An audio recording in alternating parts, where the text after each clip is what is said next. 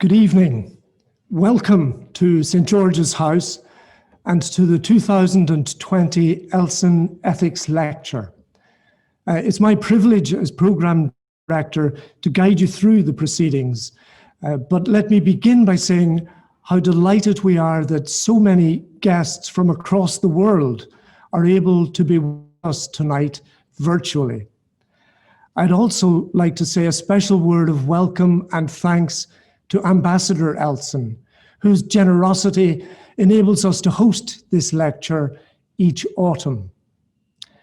In normal circumstances, of course, we would be gathered in the choir of St. George's Chapel.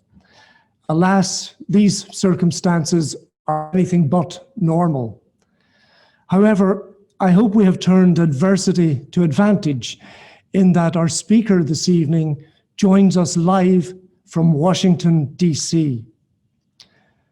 Walter Shaub, Jr.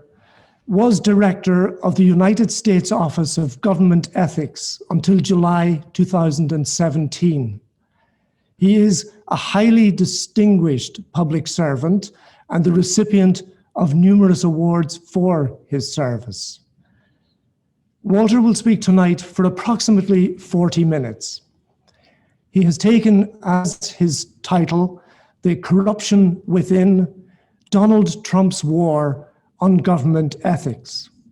Now, if in the course of the lecture a question occurs to you that you would like me to ask our speaker, do make use of the Zoom chat facility, and I will do my best to direct a few questions to Walter in a short interview which follows immediately on from the lecture.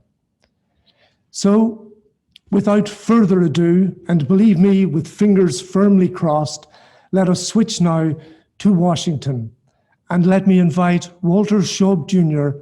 to give the 2020 Elson Ethics Lecture. Walter. Mr. Dean, Ambassador Elson, distinguished guests of St. George's House, it's an honor to give the 2020 Elson Ethics Lecture. Tonight I'll deliver a message about the failure of government ethics in my own country and a warning in the hopes that others may learn from our experience. The executive branch of the United States federal government is a vast enterprise with over 2 million employees and twice as many contractors. These are non-political career government and contract workers. They're not expected to resign with the change of a presidential administration. Overseeing them is a transitory political layer of government comprising approximately 4,000 political appointees. This political layer reports through a chain of command to the president. In school, American children are taught that a system of checks and balances prevents their president from abusing power. The Constitution divides power among the legislative, executive, and judicial branches of government. Unlike a parliamentary system, the U.S. Constitution pits the three branches of the federal government against one another, with each jealously guarding its prerogatives. In theory, Congress can compel executive branch officials to testify in hearings and produce copies of government records. In theory, Congress can rein in excesses by withholding funding from the executive branch or by strengthening laws. Children believe this is how the system works. Until recently, most adults did too. In reality, what held the system together were governmental norms. The executive branch's compliance with congressional oversight was one of those norms. Compliance was never absolute. The two sides negotiated the scope and timing of information sharing. Occasionally, the process was difficult and negotiations could be heated. But it was generally understood that the executive branch needed to cooperate with congressional investigations. The Trump administration has upended this norm. Current and former officials have refused to testify before Congress. The administration has refused to provide information, records, and testimony to Congress. It frequently ignores congressional demands outright. When Trump administration officials have testified, they've often refused to answer questions. Frustrated members of Congress have sought the help of the courts, but the courts have moved slowly, in some cases perhaps intentionally, and they have been inconsistent in their support of legislative authority. Take, for example, the case of former White House counsel Don McGahn.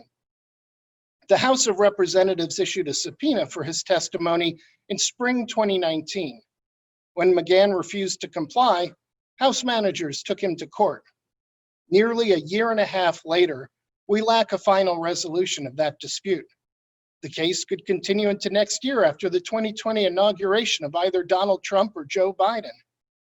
If the courts do order McGahn to testify, he could very well refuse to answer questions posed by Democratic members of Congress.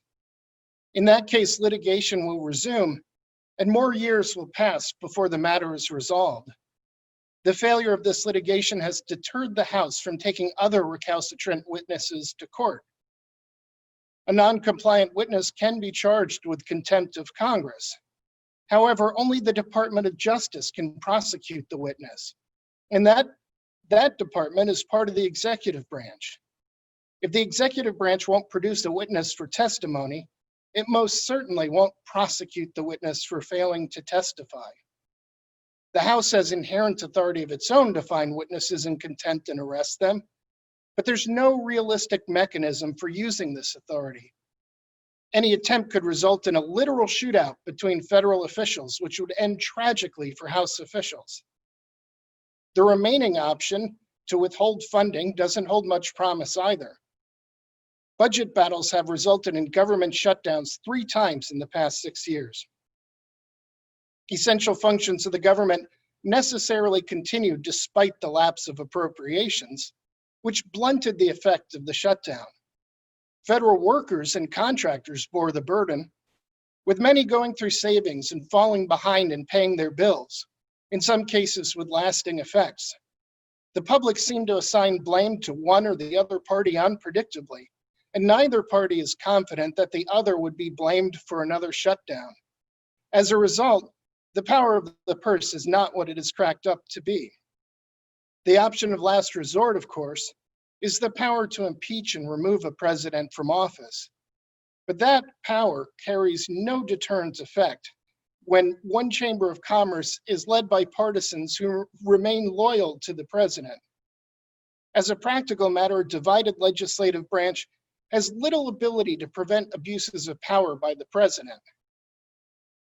Inside the executive branch, the Department of Justice can prosecute a president for any abuses that rise to the level of a crime. But that department has issued a policy memorandum declaring that it will not prosecute a sitting president. The legal justification for this position is thinly supported and probably wrong, but only the Department of Justice can initiate a federal prosecution. As a result, its views in this area have the practical effect of law, because no citizen has legal standing to challenge those views in court.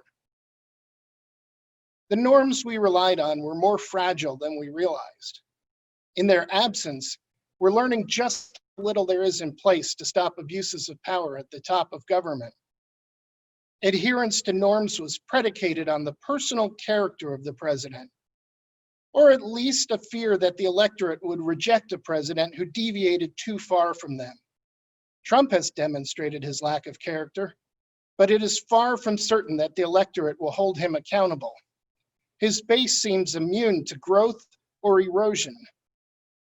This is not our first encounter with a crisis of presidential power. Richard Nixon gave us the Watergate Scandal. When congressional members of his own party turned on him in 1974, they forced him to resign. In an effort to restore public trust in government, Congress passed a wave of reforms a few years later in 1978. None of the reforms would have prevented the Watergate scandal, but they sent a message about government ethics that reinforced the norms Nixon had breached. One creation of the 1978 norms was the Office of Government Ethics, or OGE for short. I led OGE from January 2013 through July 2017. I also worked for OGE for more than a decade prior to my appointment to the position of director. OGE's mission is to administer the executive branch ethics program. It's a small agency of about 70 officials, but it guides the work of 4,500 agency ethics officials across the executive branch.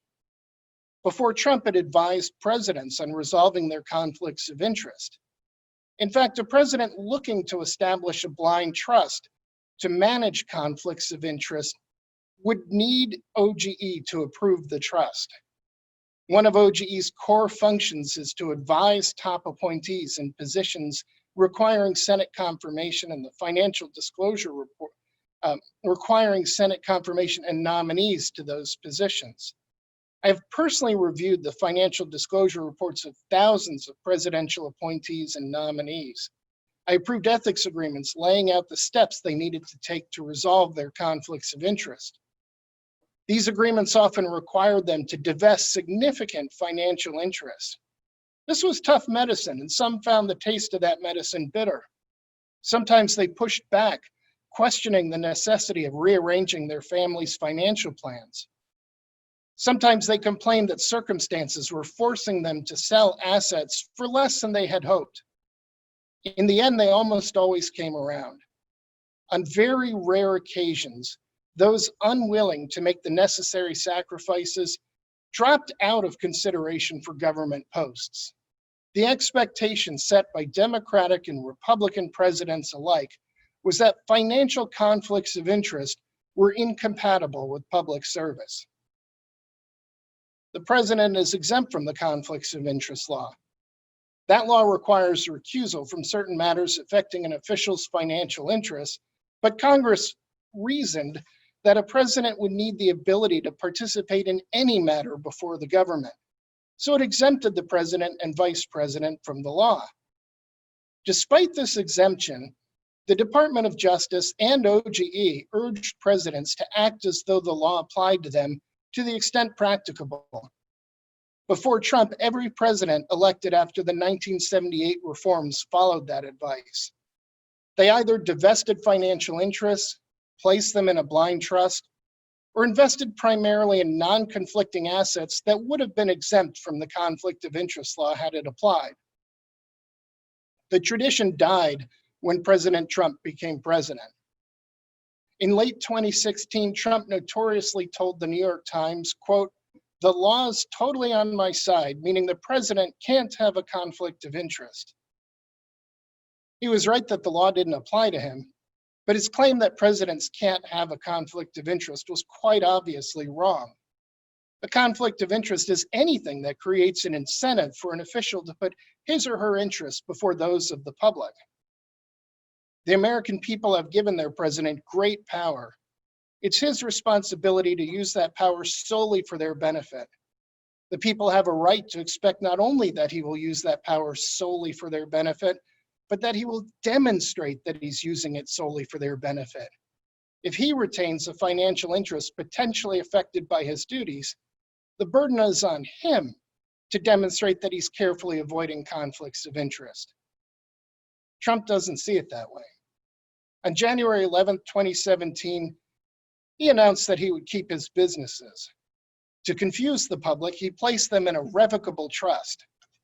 The trust is a sham. This was not a blind trust. Before he created the trust, his businesses were held in a complex network of tiered shell companies. After he created the trust, the tiers had one more layer. The arrangement had no effect whatsoever on his conflicts of interest. That day, I held a press conference and urged President Trump to divest his financial interests. I knew the harm his conflicts of interest could do. I also knew how much the ethics program depended on his example and support. OGE relied entirely on the White House for the clout to pressure presidential appointees and other high officials to avoid conflicts of interest and satisfy their other ethical obligations. In past administrations, OGE could call the White House whenever an official or an agency would refuse to comply with OGE's instructions. The White House would get them on the phone, and they would get in line quickly. But a president with conflicts of interest would lack the moral authority and the inclination to provide that support. In fact, Trump and his associates proved hostile to government ethics before they even entered the White House.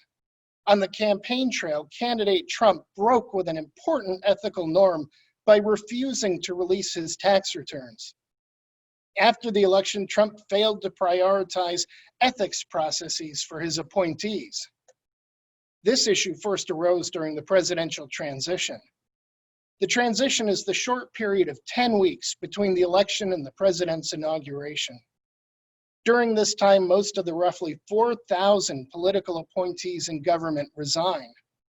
With leadership positions vacant, it could be difficult for the government to respond effectively to natural, man-made, or economic disasters.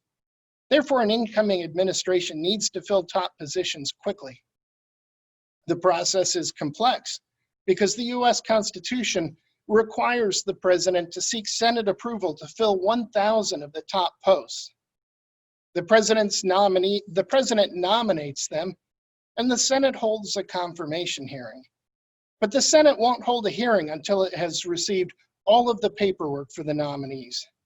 That includes financial disclosures, ethics agreements, and a report of the FBI's background investigation of the individual. It takes weeks to complete these vetting activities. Once all materials are sent to the Senate, the relevant Senate committee holds a hearing and votes whether to advance the nominee to the full Senate. The Senate then holds another vote on the nomination.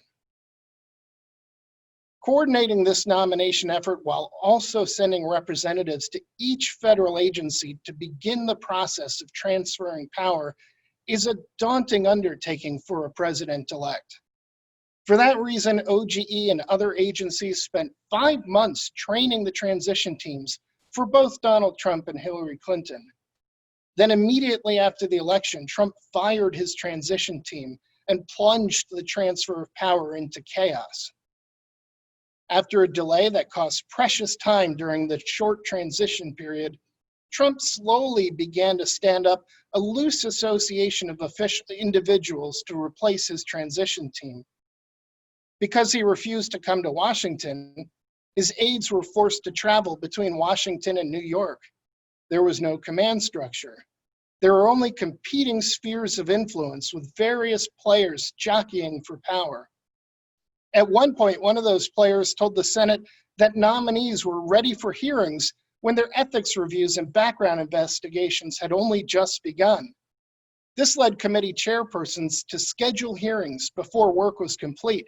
It threatened OGE's leverage to press nominees to resolve conflicts of interest. The effort to shepherd potential presidential nominees through the nomination process was led by future White House counsel Don McGahn and one young associate attorney. They not only lacked an understanding of the process, but also an appreciation that there even was a process to understand. Worse, they lacked a sense of urgency, though the firing of the first transition team had set them back by weeks. On New Year's Eve, members of my staff worked until about 11 p.m. to move Trump's nominees forward. That night, McGahn skipped off to play a concert at a Philadelphia bar with his garage band. The indifference Trump and his associates displayed towards ethics infected his nominees. Not all of them, but many, pushed back against our instructions to divest conflicting financial interests and comply with other requirements. We joked grimly among ourselves that it had become common to see OGE staffers in the hallways with hands against their head muttering, "Why does everything have to be so hard with them?" The hostility to ethics had a noticeable effect on some agency ethics officials as well, who seemed to fear their new bosses. These ethics officials may have had cause to worry. The Trump team had recently demanded lists of career officials in the government who worked on climate change issues. Climate change deniers on the Trump team appeared to be targeting them for retaliation. Ethics officials may have been worried that they'd face a similar fate if they insisted on strict compliance with ethics requirements.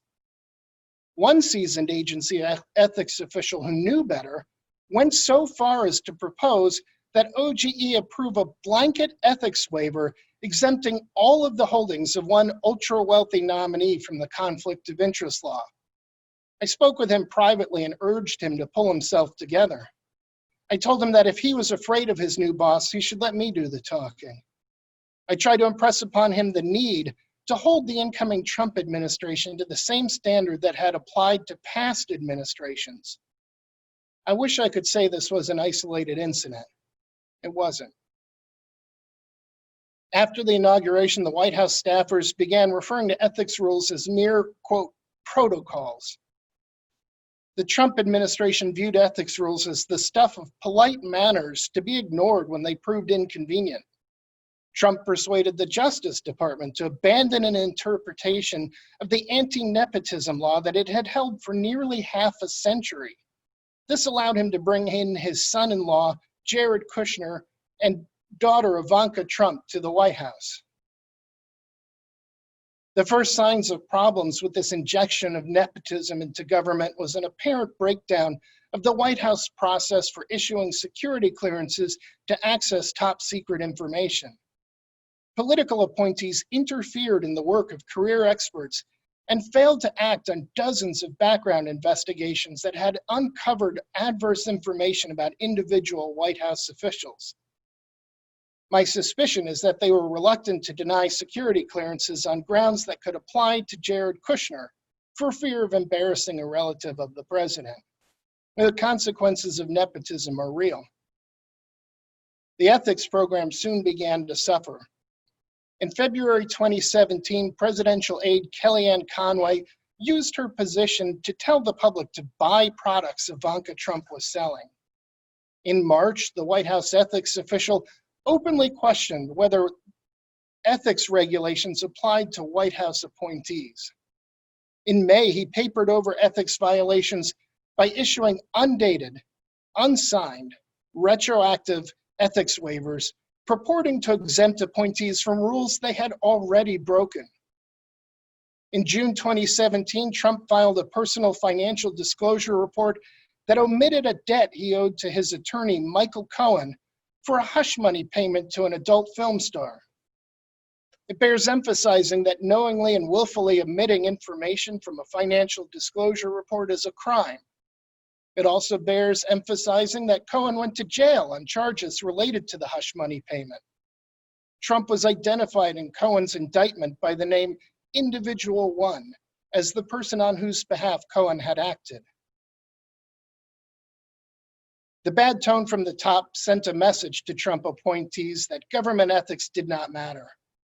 They received that message. The result has been a national embarrassment.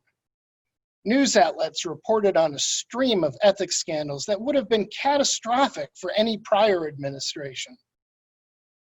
Many of Trump's top appointees were forced to resign due to ethics problems, including Health and Human Services Secretary Tom Price, Veterans Affairs Secretary David Shulkin, Environmental Protection Agency Administrator Scott Pruitt, Interior Secretary Ryan Zinke, Centers for Disease Control and Prevention Director Brenda Fitzgerald, Federal Emergency Management Administrator Brock Long, and National Security Director Michael Flynn. These are some of the more notable names, but other Trump appointees similarly resigned under the cloud of ethics scandal, investigation, or security clearance concerns. Still others violated ethics requirements with impunity. Trump took no action when OGE rejected the financial disclosures of Steve Mnuchin, Scott Pruitt, and Commerce Secretary Wilbur Ross. Mnuchin circumvented a pledge he had made in his ethics agreement to divest an asset. Rather than selling to a stranger, he sold it to his fiancée a month before marrying her, knowing full well that the conflict of interest law would treat his new spouse's asset as his own. Transportation Secretary Elaine Chao participated in a series of Chinese language interviews with her father, touting his overseas shipping company in the region to an audience that surely included Chinese government officials. Chao also violated an ethics agreement pledge to divest her interests in an asphalt and construction materials company by a specified date while leading the Transportation Department. Her financial disclosure report failed to address this deviation from her agreement. Violations of the Hatch Act abounded as well. The Hatch Act is an ethics law that prohibits the misuse of official position to influence a partisan political election.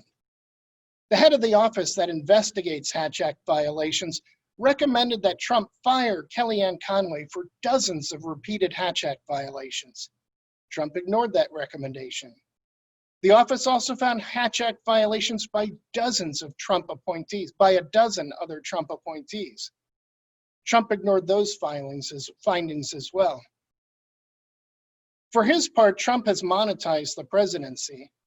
He has spent over $140 million on 303 trips to his own golf courses. He has visited properties he owns a total of 506 times at taxpayer expense.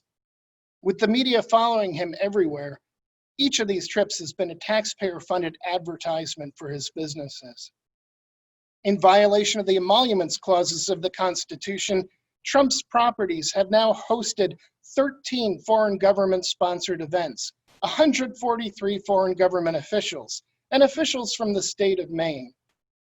Trump's paying customers have also included special interest groups, which have held 130 events at Trump properties, and political groups, which have held 88 events at Trump properties. Trump also led a massive Independence Day celebration in Washington, and his hotel in that city raised its rates to capitalize on the event and its connection to him. After Trump won the 2016 election, he doubled the membership fee at his Mar-a-Lago resort, which White House officials began touting as the Southern White House. He led a secretive group of 3 Mar-a-Lago members unofficially oversee the Department of Veterans Affairs and make demands of its secretary. He has appointed members of that resort to top government posts. He has held official state visits with foreign leaders and conducted other official business from Mar-a-Lago. Who could forget the image of Trump boasting on television about what he called a beautiful chocolate cake that Mar-a-Lago waitstaff were serving him and his guests while he fired missiles at a Syrian airfield. Trump has made money directly from the government, too. The government has paid for visits he and Vice President Pence made to a couple of overseas resorts. He has billed the Secret Service for the privilege of protecting him at his resorts, and his administration has concealed the total amount of these billings. News broke that military flights were choosing to stay at his Turnberry resort, and Trump's only response was that they had good taste. Trump's business activities have raised the specter of at least the appearance of a conflict of interest. For example, executives of T-Mobile spent $195,000 at his Washington resort hotel while the government was reviewing the company's planned merger with Sprint. The private prison company, Geo Group, which has landed lucrative government contracts during the Trump administration, rented event space and hotel rooms from the Trump organization. Other companies with interests before the federal government have paid the Trump organization millions in rent, including Nike, Microsoft, AXA, Neuberger Berman Group, State Street Corporation, JP Morgan Chase, and UBS Financial Services. Direct evidence of Trump's business activity, direct evidence of the effect of Trump's business activities on policy is hard to come by, partly because Trump leads the least transparent administration in modern history. But there is cause for concern. One of the more startling examples involved the Chinese government-controlled telecommunications giant ZTE. Trump upended his administration's sanctions against ZTE in May 2018, just 72 hours after the Chinese government announced its approval of $500 million in loans to a project in Indonesia benefiting the Trump organization. He tweeted that he wanted to give the company, quote, a way back into business fast. Less than a week earlier, China had granted Ivanka Trump initial approval of 5 new trademarks. At the time, a Chinese government-controlled entity was paying $2 million a year in rent to the Trump organization. Another example involved the Saudi government. The Saudi government or persons linked to it appear to be among Trump's top customers. Trump defended the Saudi government after the murder of Washington Post journalist Jamal Khashoggi despite the assessment of US intelligence agencies that the Saudi government directed the murder. Trump also authorized legally dubious sales of weapons to the Saudis and transferred nuclear technology to them. Trump was also involved in canceling a long-planned relocation of the FBI headquarters after the government had spent a dozen years and $20 million preparing for the move. The massive FBI headquarters building sits on Pennsylvania Avenue near his Washington, D.C. hotel. There's reason to suspect Trump shut down the effort to avoid the risk that a competing hotel might move in after the FBI left. The Trump appointee in charge of the General Services Administration, which manages federal buildings, misled Congress about Trump's involvement in canceling the move. At the direction of the White House, she also refused to discuss her communications with Trump and other White House officials with an investigator. Were these and other policy decisions directly influenced by Trump's financial interests? We're left having to wonder due to the lack of transparency. What we have to guide our suspicions has been Trump's very public effort to profit off the presidency. The spectacle of greed and self-dealing suggests that his private interests are influencing public policies. It also suggests that what little we know is the tip of the iceberg. None of this ethical failure should come as a surprise to anyone. America's fate was sealed in this regard when Trump refused to divest his financial interests. I spoke out at the time because I knew that rot at the top would have a profound effect on the government as a whole. I knew his conflicts of interest were a threat to national security and public safety. But I also knew this was only the start of our troubles. Trump's attitude toward the ethical norms of government is the same as his attitude toward all other governmental norms. One of the first norms Trump undermined was the independence of the Department of Justice. In addition to its headquarters staff, the Justice Department has 93 districts whose leaders are called U.S. attorneys. Presidents have generally stayed out of the selection process for U.S. attorneys to avoid appearing to politicize law enforcement. But Trump personally interviewed replacements for the Southern and Eastern districts of New York and the District of Columbia. He also took a special interest in the search for a U.S. attorney for the Southern District of Florida. What these four districts had in common was that their jurisdictions covered important financial interests of the Trump and Kushner families. Trump went further astray when he fired the heads of the nation's top two law enforcement agencies. First, FBI Director James Comey, then Attorney General Jeff Sessions. He fired both of them because they refused to stop their agencies from investigating him. Trump's firing of these two officials was an open declaration that he considered himself above the law. He should have been removed after he fired Sessions. These firings were like a slow-motion version of the infamous Saturday Night Massacre when Richard Nixon ordered the Justice Department to fire the special counsel investigating him and forced out its top two officials, moving down the chain until he found one willing to carry out the corrupt order. The Saturday Night Massacre did not immediately end Nixon's administration, but it set it on an inevitable course to its destruction. Not so with the firings of Sessions and Comey. This time Republicans rallied around a corrupt president. Republican senators let Trump replace Jeff Sessions with Bill Barr, who poses a threat to democracy in his own right. Shortly after his appointment as Attorney General, Bill Barr misled the American public about the findings of the investigation of Trump's campaign by special counsel Robert Mueller. More recently, Barr worked to undermine faith in the 2020 election by criticizing mail-in voting, even though both Barr and Trump themselves have been known to cast votes by mail. Last week, Barr criticized career prosecutors and defended the idea that political appointees should feel free to intervene in individual cases. The politicization of criminal investigations and prosecutions is the stuff of authoritarian governments. It is now the reality of Barr's Department of Justice. Under Barr, political appointees intervened in the prosecution of Trump's friend Roger Stone to reduce the government's sentencing recommendation. They're similarly seeking to drop charges against former Trump National Security Advisor Michael Flynn, who admitted to the crime of lying to investigators. Barr is pursuing a retaliatory investigation of those who investigated Trump's campaign. He has solicited foreign governments to help him undermine the finding by US officials that the Russian government had links to the Trump campaign.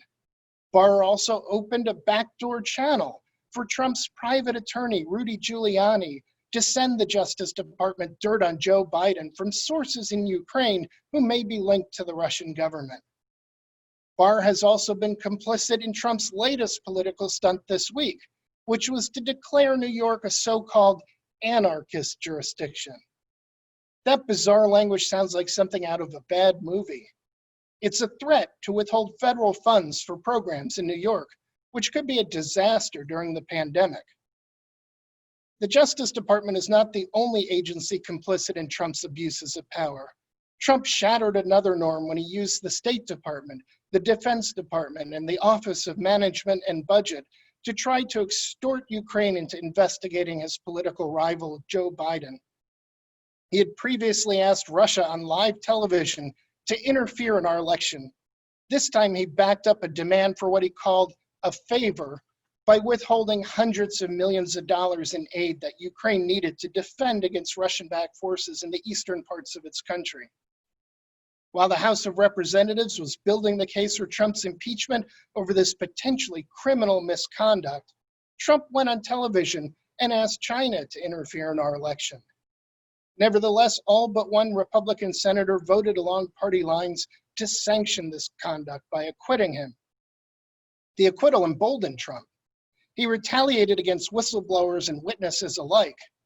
Doing Trump's bidding, the Defense Department drove out of government Lieutenant Colonel Alexander Vindman in retaliation for having testified in the impeachment hearings. Trump next went after inspectors general. An inspector general is a presidentially appointed investigator embedded in a major department who operates independently of the department's leadership. Though they are political appointees, the norm has been to guard their independence. But Trump either fired or named replacements for 5 inspectors general. In each case, the move was obviously based on retaliation for fulfilling their investigative duties. As we head into the 2020 election, America is feeling the effects of nearly 4 years of Trump's norm-breaking conduct. He continues to expand his corruption of federal agencies. His efforts to purge the leadership of intelligence agencies, for example, has weakened our defenses against foreign election interference. His director of national intelligence has resisted briefing Congress on Russian activities in support of Trump's re-election campaign. The new head of the US Postal Service is sabotaging mail delivery to cast doubt on the viability of mail-in voting.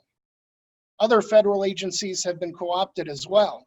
The Interior Department created and released videos that look like campaign ads for the Trump campaign.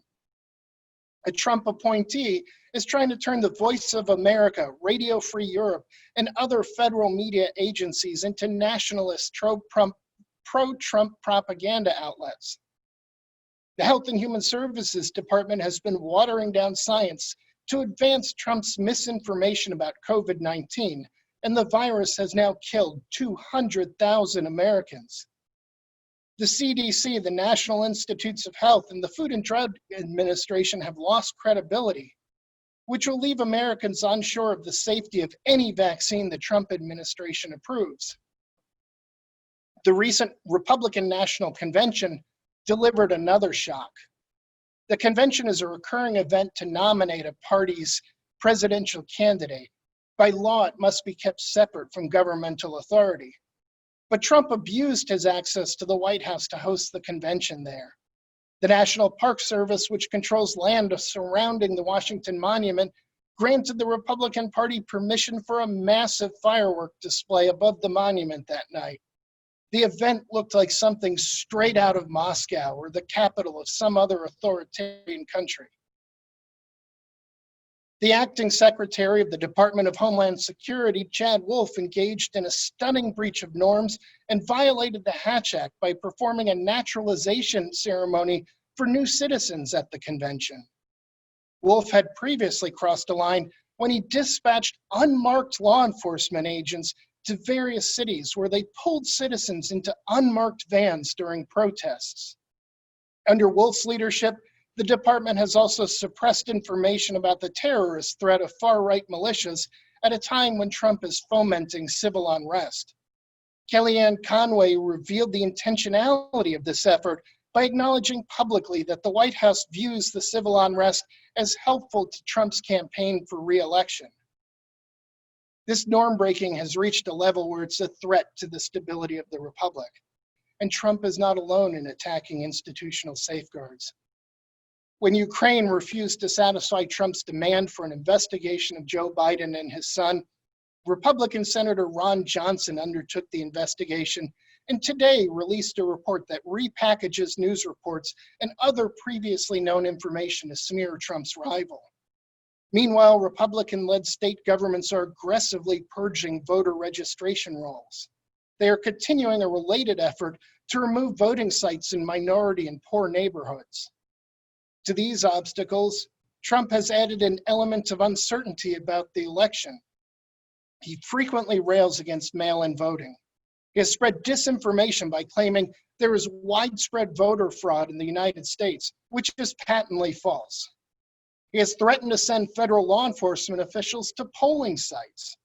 He even told his followers in North Carolina to vote by mail first, then show up a second time in person on election day to vote again, which would be a crime. We're now in the final days before the presidential election. We've been in uncharted territory for 4 years now. Over the next month or two, as Trump's norm-breaking escalates, our republic will face what may be its greatest threat in the last 2 centuries. What began with Trump's flouting of ethical norms of government progressed to a widening corruption of government and a challenge to the rule of law. Trump is abusing power entrusted to him to serve his own personal financial and political interests. I'll conclude with a warning. For the first time, Americans are having to wonder whether a sitting president will accept the outcome of the election if he loses. We have to worry whether Trump's supporters will attempt to prevent states from completing the work of counting votes by the constitutional deadline. We have to worry that they will destroy votes. We have to worry that they have already weakened our defenses against a cyber attack by Russia. We have to worry that Trump will seek to deter voters by declaring a state of emergency in regions where he fears losing, or by invoking a law called the Insurrection Act to send troops to Democratic-leaning jurisdictions. We have to worry that Republican state officials will illegitimately try to disqualify individual ballots in large enough quantity to affect the result. We have to worry that Trump supporters may physically disrupt voting sites or intimidate voters. These are not things the citizens of any free country should ever have to worry about, but this is where we find ourselves now. The American Republic faces an existential crisis. We didn't get here overnight. Trump has grown bolder over his time in office. Yet it's fair to say that his early breaches of ethical norms were signs of danger that too many either ignored or felt powerless to address. My view is that we were destined to find ourselves at this moment of crisis from the day he declared he would not divest his conflicting financial interests. Those interests create an incentive for corruption, and they reveal a propensity for corruption.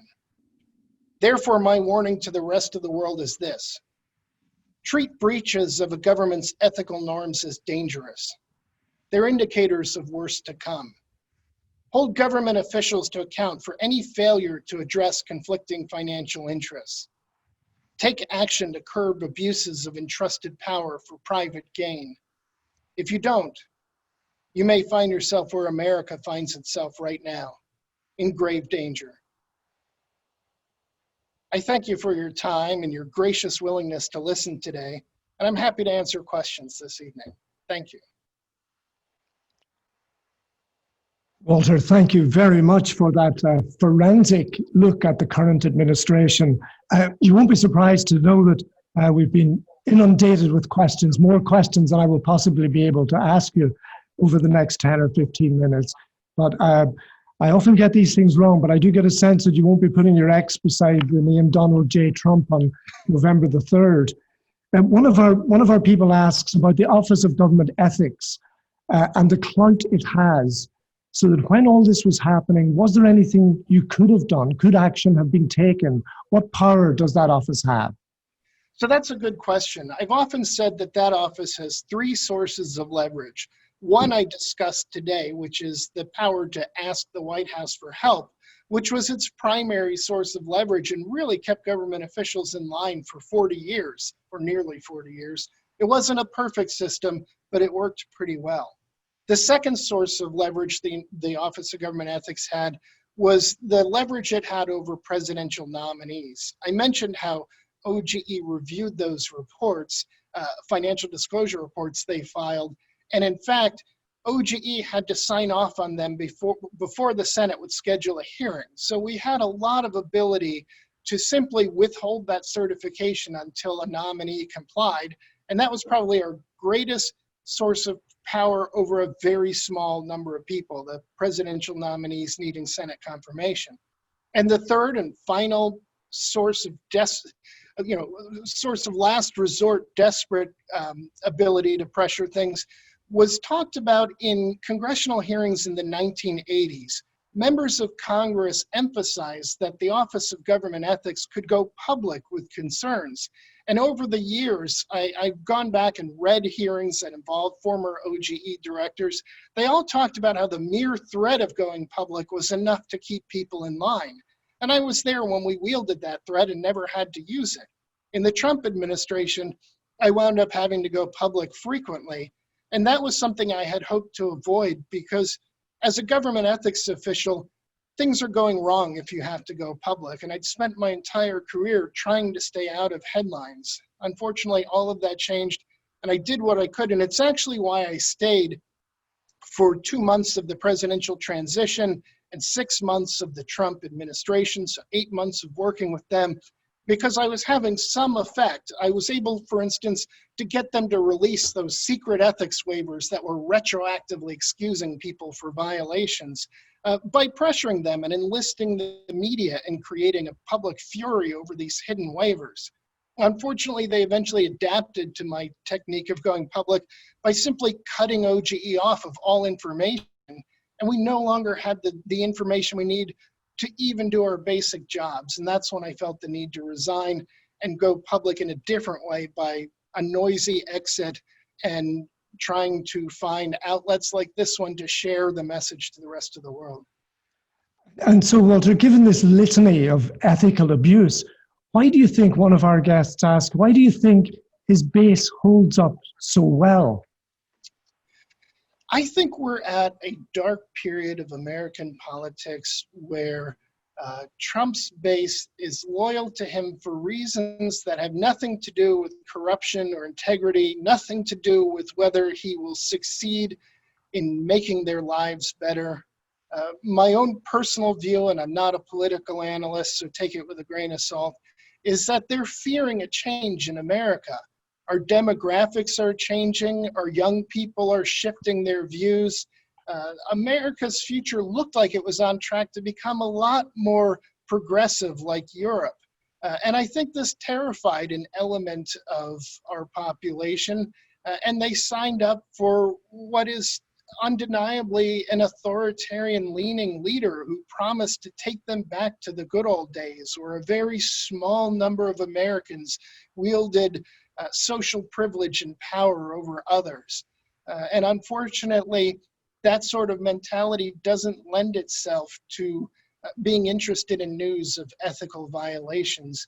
And there was a very interesting editorial in the Washington Post today talking about how Trump has succeeded in destroying even the notion that truth exists for many of his followers. And so there is no news other than the news that their leader tells them. And they simply believe him when he says he's doing everything correctly, and they're not interested in information to the contrary.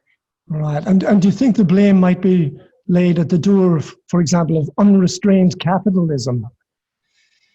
Um, you know, I try to respect my limitations as a political thinker and not get into overarching philosophical assessments. My own political beliefs would lead us to a system much more like you'd see in parts of Europe. But can I say that not having that as the cause? I don't know. And frankly, it pains me to say this, but I fear that bigotry and discrimination may be the primary motivating factor of some of these people.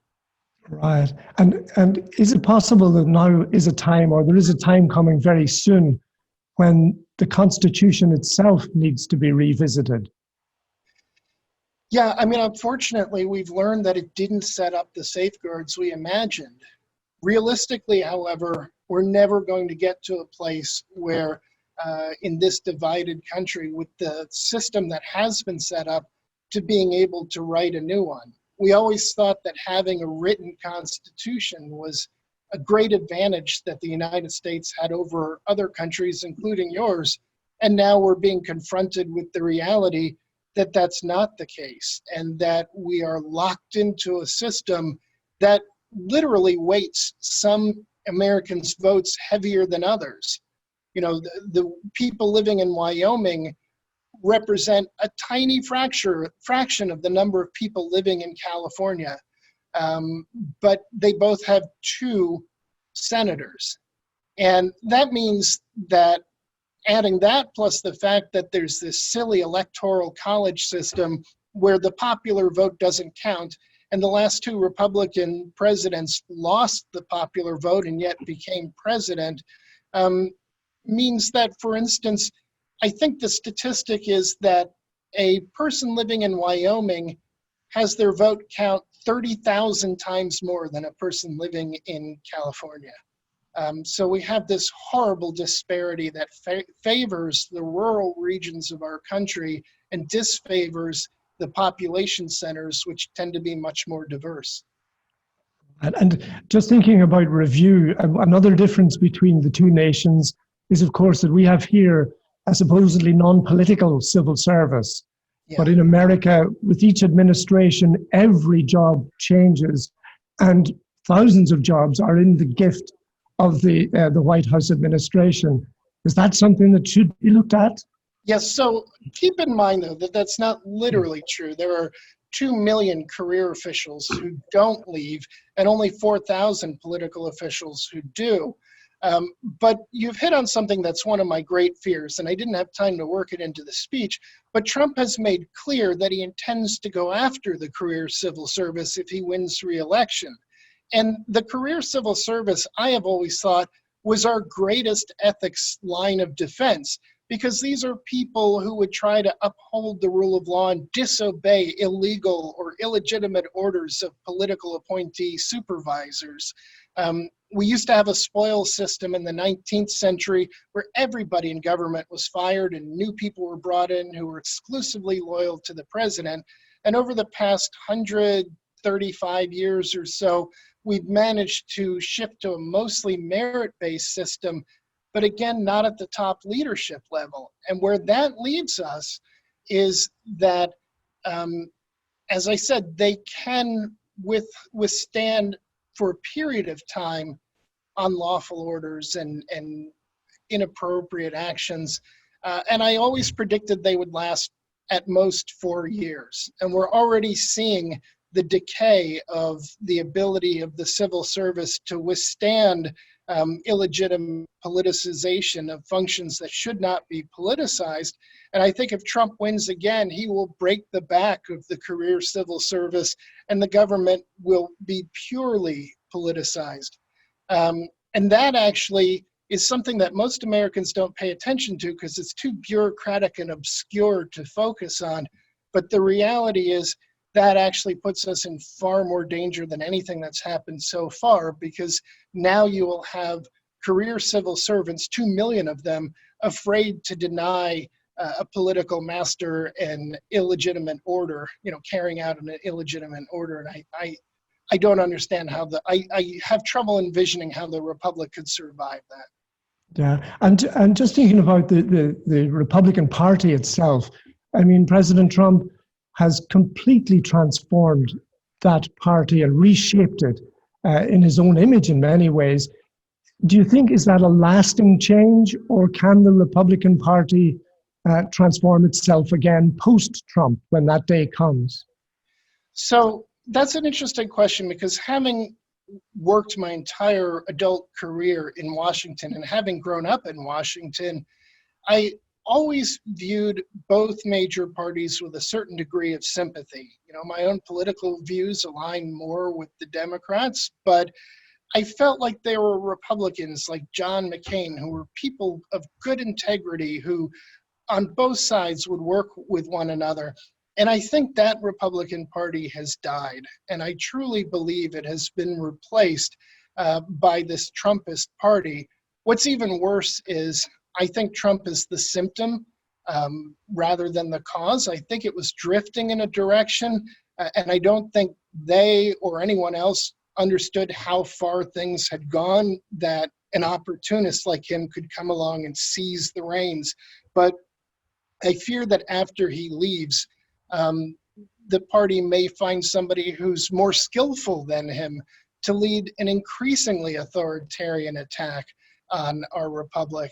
And frankly, I'm rooting for former Republicans to create a new conservative party, even if it means taking some people from the Democratic Party. And, we always thought, again, that having two parties prevented the extremes. And we thought that maybe a parliamentary system would be more likely for a coalition to rise that could bring very extreme political views to the forefront.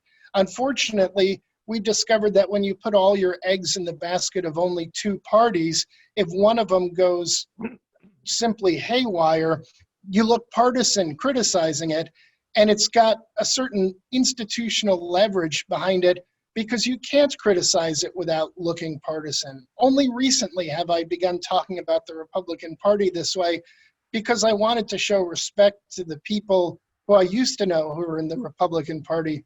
But now I'm convinced the only hope for any kind of conservatives in America is to start a separate conservative party. And unfortunately, they're too far and few between, although the ones who are trying to do something like that or retake their party are the best and brightest among them. So maybe there's a hope. I think America needs the balance of two functional parties. Right now, it only has one. Okay, and one last question, Walter, if I may. Looking ahead to November the 4th, how do you see America on November the 4th? So I'll tell you, until recently, I didn't feel this way. But I am actually optimistic that Joe Biden is going to win the election. What I think scares me is the potential for Trump and state Republican officials to try to pull stunts, which we know they will try. It's just whether they'll succeed, to prevent the votes from being counted, because there's a deadline by which, if the votes are not counted, the state legislatures can step in and try to announce who they will send to the Electoral College, regardless of what the popular vote is. That would effectively be a coup against the Constitution, but there wouldn't be much in the way of a mechanism to address it after the fact. And I think a lot of people are working hard to try to be prepared for that, because we see it coming. And there's an article today in The Atlantic about this exact situation where often a train will crash and you didn't know it was going to crash and you couldn't prepare for it. We're watching a slow motion train wreck, and we know that things are going to be intentionally very crazy on election day and in the period between the election day and the inauguration. What could minimize those efforts is if Joe Biden were to win in a landslide. I don't actually think that'll happen. I think he'll win, but I don't think it'll be a landslide in terms of electoral votes, maybe in terms of popular votes. And as a result, I think there's going to be this period where the world holds its breath to see if America is going to emerge as a republic or solidly on the path towards becoming one of the world's authoritarian countries. And that's terrifying to think about, but we're going to do what we can to prevent that. Well, we don't have long to wait now. We will, of course, watch with interest, as indeed will the whole world. On that note, let me draw proceedings to a close. Walter, thank you for such a forthright, penetrating and cogently argued lecture. And the Elson Ethics Lecture has a very distinguished pedigree, and you've certainly added to that significantly this evening. We're very grateful. And to our guests, thank you for joining us here in the Vickers Hall, Windsor Castle, and in Washington, D.C. Let us hope that next year we'll be able to gather once again in the choir of St. George's Chapel. But for now, keep safe, keep well, and good night.